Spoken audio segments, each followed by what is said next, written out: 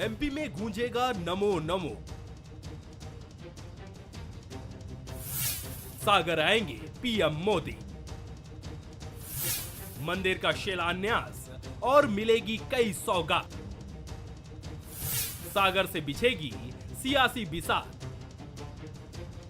मध्य प्रदेश फिर नमो नमो से गूंजने वाला है, क्योंकि प्रधानमंत्री नरेंद्र मोदी बुंदेलखंड के सागर जिले में कई सौगातें लेकर आ रहे हैं।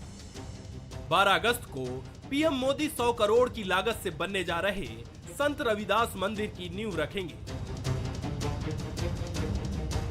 साथ ही करीब 4000 करोड़ के रेल और सड़क परियोजनाओं की सौगात देंगे। जाहिर है साल चुनावी है, तो दिग्गजों के दौरों के सियासी मायने भी हैं। बुंदेलखंड जैसे मजबूत किले में बीजेपी पीएम मोदी की सभा के जरिए करीब 19% दलित वोटर्स को साधने की तैयारी में है। संत रविदास मंदिर के भूमि पूजन के साथ ही प्रदेश के 5 जिलों से सागर पहुंची सामाजिक समरसता यात्रा का भी समापन होगा। पीएम मोदी के दौरे की तैयारियों में पूरी बीजेपी डटी हुई है। ये सब और जो सांस्कृतिक पुनर्स्थापना की दिशा में माननीय प्रधानमंत्री जी, मुख्यमंत्री जी प्रयास कर रहे हैं, उस दृष्टि से ये बहुत ही महत्वपूर्ण कार्यक्रम है। 60 वर्षों तक देश में, प्रदेश में कांग्रेस ने शासन किया जी। और हमारे देश के ऐसे जो संत हैं, उन संतों को अपमानित करने का काम कांग्रेस ने किया है। और उन संतों का जो योगदान है हमारे समाज के प्रति, संतों को सम्मानित करने का काम, ये सारा काम देश में, प्रदेश में भारतीय जनता पार्टी की सरकार कर रही है। जाहिर है बीजेपी इसे राजनीति की बजाय सामाजिक समरसता का आयोजन ज्यादा बता रही है। संत रविदास मंदिर के शिलान्यास के अलावा ढाणा में पीएम मोदी की सभा होनी है, जहां करीब 2 लाख से ज्यादा लोगों के आने का दावा है। ऐसे तो बुंदेलखंड बीजेपी का गढ़ माना जाता है, लेकिन 2018 चुनाव में ठिठके नजर आए वोटर्स को साधने पर बीजेपी की नजर है। बीजेपी की तैयारियों को भांपते हुए कांग्रेस की भी तैयारियां तेज है।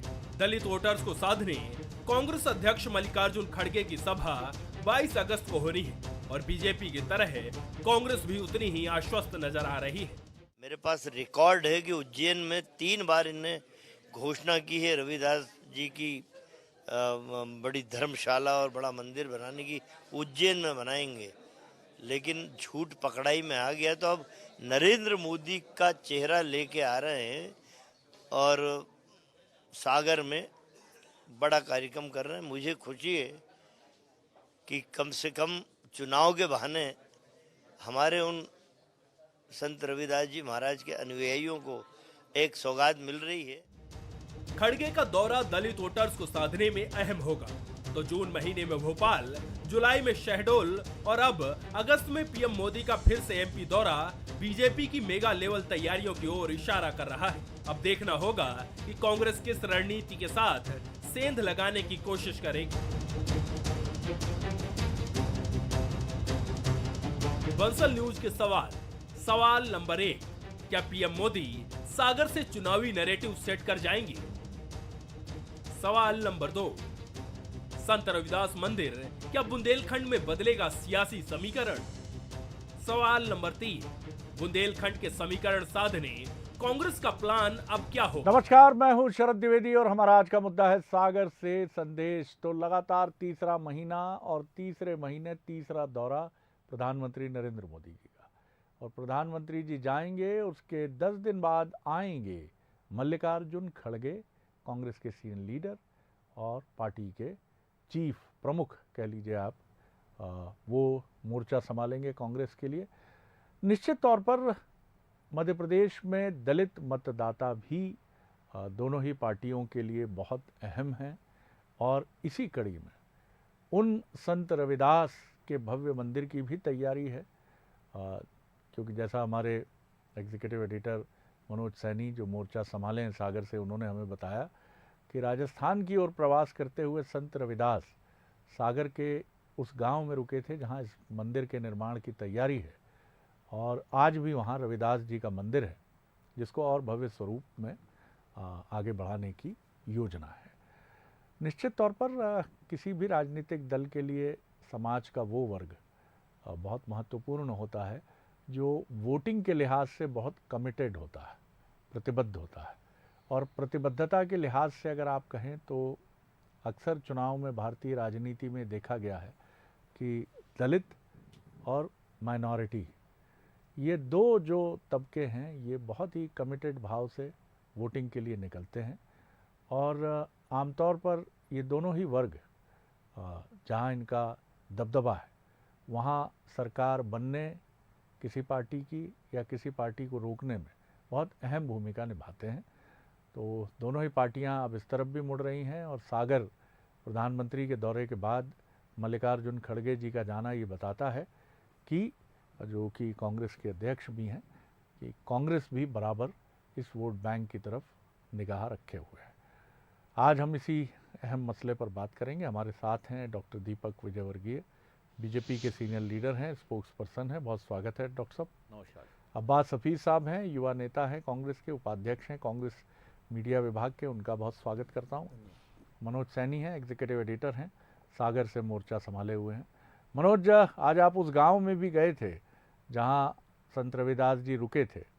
रविदास जी का कनेक्शन बुंदेलखंड से, सागर से, थोड़ा इस पर रोशनी डालिए और इसी के साथ बताइए कि किस तरह का माहौल आपने वहां देखा।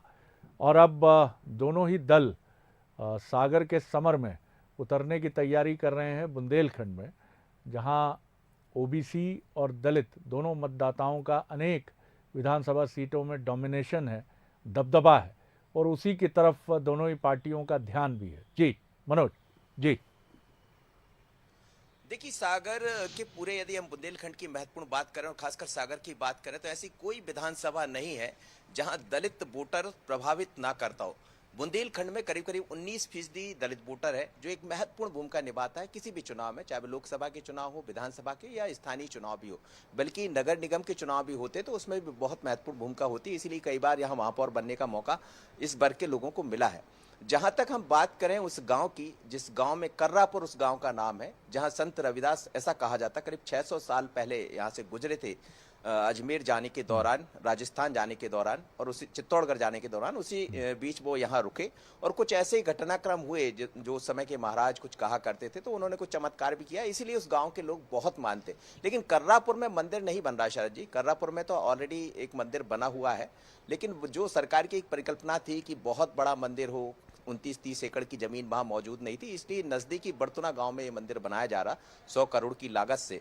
और मैसेज वही होगा कि इस वर्ग को साधना। मैं थोड़ा सा वर्ग के बारे में भी बताना प्रधानमंत्री की चाहूंगा जहां सभा है संत ढाना में, रविदास से मनोज, जुड़े जो वर्ग है वो है उससे जाटा ये में। मंदिर कितना दूर जी। होगा? जहां सभा स्थल है ढाना में, शायद उनकी सभा है प्राइम मिनिस्टर की, वहां से मंदिर की दूरी कितनी है? देखिए, करीब 10 किलोमीटर की दूरी है दोनों के बीच में। जो बर्तुन गांव है, उस गांव में ये मंदिर बनने जा रहा है। और कर्रापुर जो गांव है वो गांव है जहां संत रविदास रुके, तो सभी की दूरी 10-10, 15-15 किलोमीटर की है। लेकिन ये बड़ा मंदिर है। मंदिर बनने से पूरी कल्पना ये की गई है कि पर्यटन का एक बड़ा क्षेत्र खुल जाएगा, यहाँ लोगों को रोजगार के नए अवसर मिलेंगे, जो कल्पना की गई। लेकिन शरद जी, अलग अलग अहिरवार और जाटव वर्ग जो आता वो इस तादाद में, काफी तादाद में यहाँ पाया जाता। वो संत रविदास से जुड़े हुए, वाल्मीकि से जुड़े जो लोग हैं वो मालवा और उसके आसपास, इसीलिए वाल्मीकि जी की वहाँ पूजा होती है। और इसी तरह यदि हम चंबल ग्वालियर की तरफ जाते हैं तो वहाँ अम्बेडकर जी को मानने वाले बहुत लोग हैं। तो आप देखिए, यहाँ भी अलग अलग चीजें दिखाई देती है। वर्ग सब एक ही है, लेकिन सबके अपने संत हैं। इसीलिए संत रविदास की यहाँ कल्पना की गई है। 2023 और 24 से पहले प्रधानमंत्री यहाँ पहुंच रहे हैं। 12,000 करोड़ के कई निर्माण कार्य की शुरुआत करने वाले हैं, रेलवे की शुरुआत करने वाले हैं, और सबसे महत्वपूर्ण संत रविदास होगा। और इसीलिए जब कांग्रेस के नेता यहाँ, राष्ट्रीय अध्यक्ष यहाँ पहुंचेंगे, तो उसके पीछे भी वजह यही बताई जा रही, यानी मूल मुद्दा वही है 2023 और 24। ये बड़ी महत्वपूर्ण बात आपने बताई। तो एक जगह जहां उनका मंदिर बना हुआ है वहां रुके थे रविदास जी, उससे 10 किलोमीटर दूर कर्रा करके जो जगह है वहां ये भव्य मंदिर जो प्रस्तावित है, जिसका लेआउट हमने भी आपको दिखाया, वहां मंदिर बन रहा है। और उस स्थान से करीब 8-10 किलोमीटर दूर प्रधानमंत्री जी की सभा है, और एक बड़े पर्यटन स्थल के तौर पर। और जाटव और अहिरवार दलित समुदाय से आने वाले ये जो दोनों जातियां हैं, निश्चित तौर पर ये एक कमिटेड वोटर्स हैं, और दोनों ही पार्टियों की निगाह उन पर होगी ही होगी। चुनाव का मौका है। अब्बास हफीज़ साहब, आप किस तरह देखते हैं? जाहिर है आपका अपना पार्टी का, कांग्रेस का अपना नज़रिया होगा, लेकिन प्रधानमंत्री का मुझे याद आता है जो इसके पहले उन्होंने मध्य प्रदेश से एक तरह से लोकसभा इलेक्शन कैंपेन की लॉन्चिंग की थी और बहुत ही तगड़े निशाने उन्होंने कांग्रेस पर साधे थे। और अब वो जब आ रहे हैं तो लोकसभा में अविश्वास प्रस्ताव गिर चुका है और मणिपुर को लेकर एक बड़ी तीखी बयानबाजी भी दोनों पक्षों से हुई है।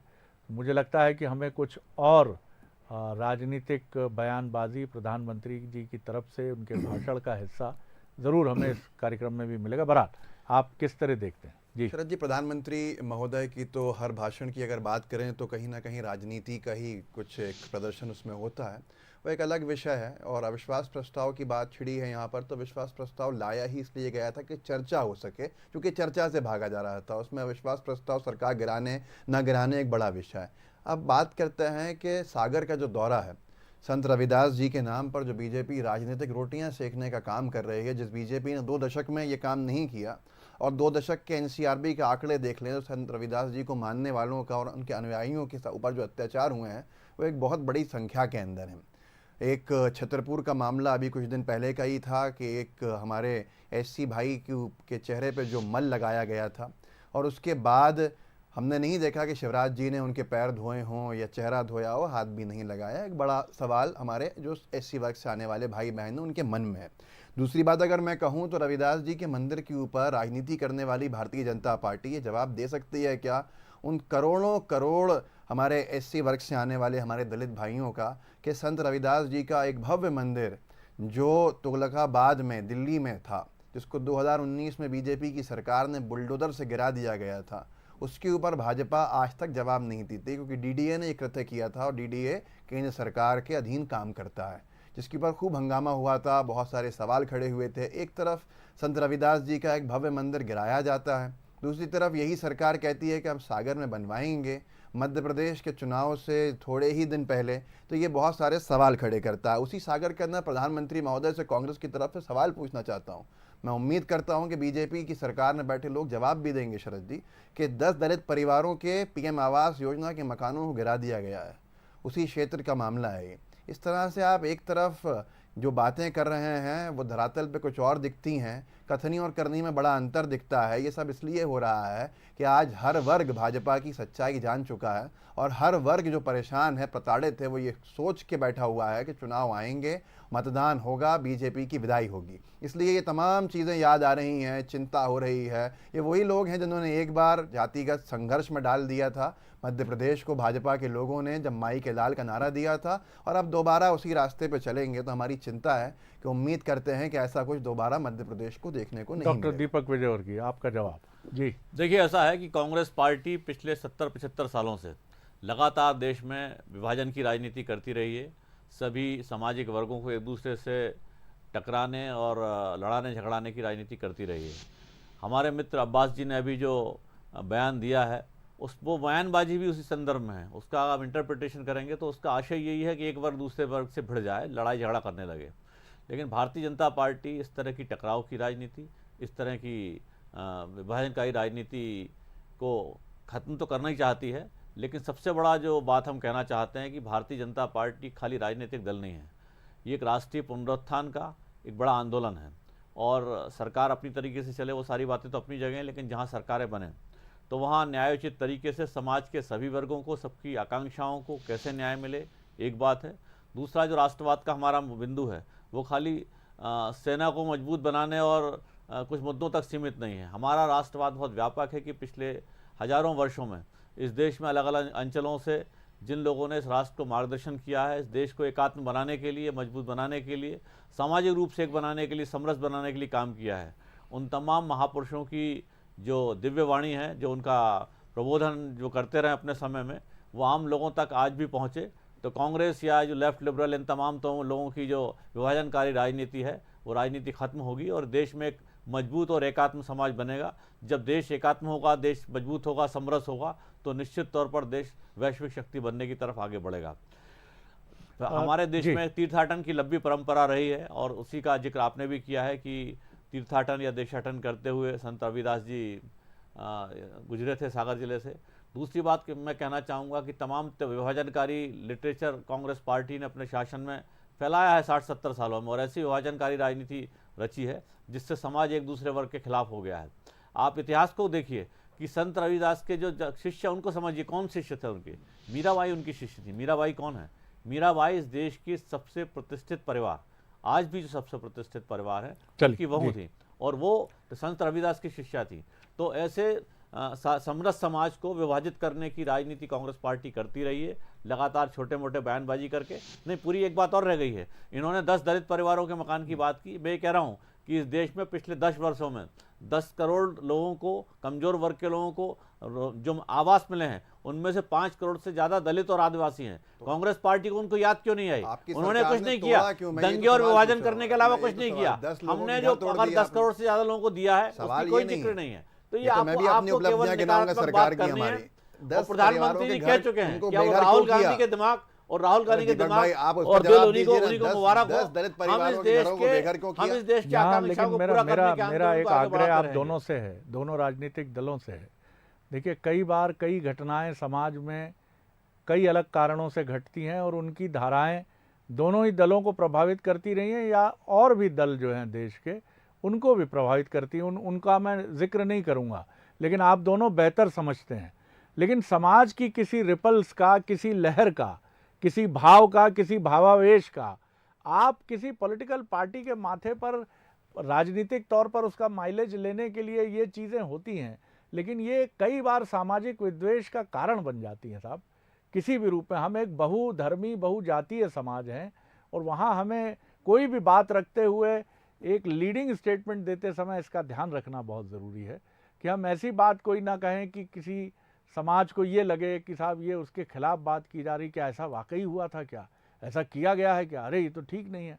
मनोज, ये बताइए मुझे कि किस तरह का राजनीतिक माहौल आपने देखा? बीजेपी के लिए बहुत सेंसिटिव है वो रीजन।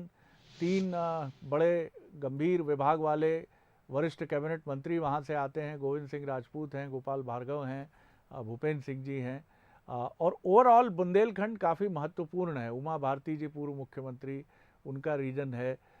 एक ऐसा क्षेत्र है जिसको लेकर पृथक बुंदेलखंड की मांग उत्तर प्रदेश के बुंदेलखंड के साथ उठती रही है। आज भी कमोबेश उठाने वाले पीछे नहीं हैं। राजा बुंदेला आपको ध्यान होंगे। विकास के लिए वहाँ ये बात अभी भी कही जाती है, खैर बीते वर्षों में बहुत कुछ हुआ है, लेकिन फिर भी बुंदेलखंड और वहाँ के बाशिंदे मानते हैं कि अभी उनको और भी विकास की इस धारा से और तेज़ी से जुड़ना है। किस तरह का आपने राजनीतिक एक परिवेश फील किया वहाँ? जी देखिए, बुंदेलखंड के लोगों के मन में ये है कि रोजगार के कुछ नए अवसर बढ़े, ऐसा कहा जाता। आज आम लोगों से भी मैंने कुछ बात की तो पलायन बहुत हुआ है, लेकिन बीते कुछ वर्षों में जैसे बुंदेलखंड में सूखे को लेकर जाना जाता रहा, सूखे को लेकर कई बार हमने देखा कि सरकारों की तरफ से अलग अलग मद घोषित किए गए, लेकिन वो काम नहीं हुआ। कैन बेतवा लिंक जो एक नई बड़ी परियोजना है वो बुंदेलखंड को एक नया आयाम स्थापित करेगी, ऐसा लगता है। कई बार बुंदेलखंड पृथक की जो आप बात करते रहे वो भी दिखाई देता रहा और इसीलिए सरकार के माथे पर भी चिंता की लकीर कहीं दिखाई देती है। विपक्ष तो अपना काम कर ही रहा है, विपक्ष को तो समझना ही होगा। और इसीलिए देखिए, आप संत रविदास की बात भी हो रही है, विकास को लेकर कैन बेतवा लिंक की बात भी हो रही है। कैन बेतवा लिंक चंबल, माफ करिएगा, छतरपुर, टीकमगढ़, ये तमाम तरह के, पन्ना, ये सब लोगों को प्रभावित करेगी। उस नदी के कारण काफी लाभ उस सिंचाई के क्षेत्र में मिलने वाला है। या जो सूखे की बात कही जाती थी वो कुछ हद तक उस पर विराम लगेगा। लेकिन संत रविदास जैसे लोग हैं वो जातिगत समीकरणों को साधने का प्रयास है शरद जी, और मुझे लगता है दोनों के माथे पर जो आप कह रहे थे वो लोगों के मन से आज बात सुनी जा रही। कई तरह की बातें यहाँ के लोग करते हैं, तो मुझे लगता है पार्टी के वरिष्ठ नेता समझ रहे होंगे, इसीलिए मंच पर 30 लोग कल बैठने वाले हैं, जिसमें ज्यादा से ज्यादा जो लोग होंगे वो जाति वर्ग के। बिल्कुल, और सबसे महत्वपूर्ण बात यह भी है कि वो एक ऐसा रीजन भी है जहां अभी भी सामंती प्रभाव महसूस किया जाता है और वो कई बार कांग्रेस का ठीकरा फूटता है, कांग्रेस के सर, कई बार बीजेपी के सर।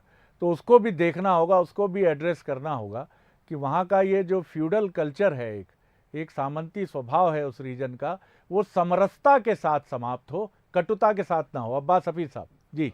जी, मैं एक बात ये कहना चाहता हूँ, जो मेरे किसी भी बात का जवाब तो नहीं मिला मुझे यहाँ बीजेपी के साथी हमारे जो उनकी तरफ से, लेकिन कहना पड़ता है, मजबूर हो जाते हैं जब अगर हम सरकार का प्रमुख देखें तो राष्ट्रपति महोदया को शिलान्यास के लिए ना बुला के उनकी जगह पे प्रधानमंत्री महोदय खुद करें, तो इस पर उस वर्ग ने बहुत सारे आरोप लगाए थे। लेकिन ये बहस बहुत लंबी होगी। मैं ये कहना चाहता हूँ 3760 करोड़ रुपये का बुंदेलखंड पैकेज जो कांग्रेस की यूपीए सरकार ने दिया, जो भ्रष्टाचार की भेंट चढ़ गया, क्या उसके ऊपर बीजेपी के नेतागण बात करेंगे? एक केन बेतवा परियोजना के ऊपर बात करने वाले भाजपा के तमाम लोग इस पर खामोश हो जाते हैं। पूरी रिपोर्ट मेरे पास है जिसके अंदर कितने नल जल योजनाओं के मैं अंदर जवाब प्रचार लूंगा, हुआ, वक्त कितनी कम है चीजें इसलिए हैं, माफी वही चाहूंगा। बुंदेलखंड है ये। जी जी, डॉक्टर दीपक विजयवर्गीय, वक्त देखिए कम मैं है। समझता जी। हूं कि जो कांग्रेस पार्टी के नेता हैं वो इस कदर सत्ता से बाहर होने से बौखलाए हुए हैं कि सच को देखने की स्थिति में नहीं है। मैं समझता हूं शरद जी, आपने 2002 का मई जून भी देखा होगा और फिर 2003 और 4 का मई जून भी देखा होगा।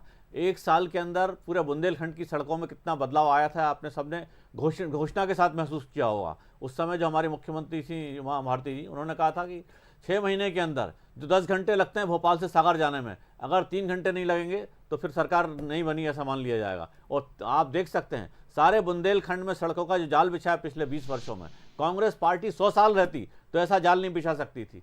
सिंचाई सुविधाओं का जो विकास हुआ है और पलायन बुंदेलखंड में सैकड़ों वर्षों से होता रहा है। पूरी बात सुन लीजिए, आपकी बात सुन लीजिए। वो नेशनल हाईवे है, यूपीए कांग्रेस की सरकार ने बना, अटल जी की सरकार ने सुन लीजिए अब्बास भाई, सुन इलाज लीजिए। नहीं है जी। लेकिन भारतीय जनता पार्टी की सरकार ने सड़कों का जाल बिछाया है, सिंचाई सुविधाओं का विस्तार किया है और उसी की वजह से वहां पे आर्थिक गतिविधियां बढ़ी हैं। भारतीय जनता पार्टी इन बेसिक बातों को समझती है और ये शुरू हो गया था। अटल जी की सरकार जब बनी थी तो हमने गाँव अब मैं आगे नहीं बढ़ा पाऊंगा, कांग्रेस आगे नहीं बढ़ा पाऊंगा।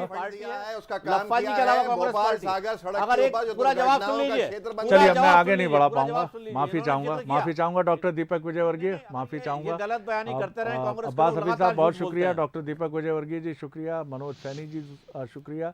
निश्चित तौर पर बुंदेलखंड अभी विकास की दौड़ में काफ़ी आगे दौड़ने वाला अंचल साबित हो सकता है और अच्छी बात यह है, बीजेपी की इस दलील से सहमत हुआ जा सकता है डॉक्टर दीपक विजयवर्गीय की, कि सड़कों के क्षेत्र में न सिर्फ बुंदेलखंड बल्कि मध्य प्रदेश में काफ़ी काम हुआ है।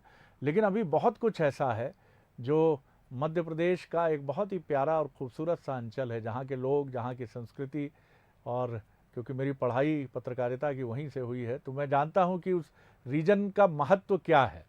उम्मीद की जानी चाहिए कि प्रधानमंत्री का ये दौरा भारतीय जनता पार्टी के नज़रिए से भी और फिर मल्लिकार्जुन खड़गे जी के आने से कांग्रेस के नज़रिए से भी उस रीजन में विकास के एक नए युग का आरंभ करेगा। बहुत शुभकामनाएं बुंदेलखंड, हम देखेंगे। बहुत शुभकामनाएं आपको।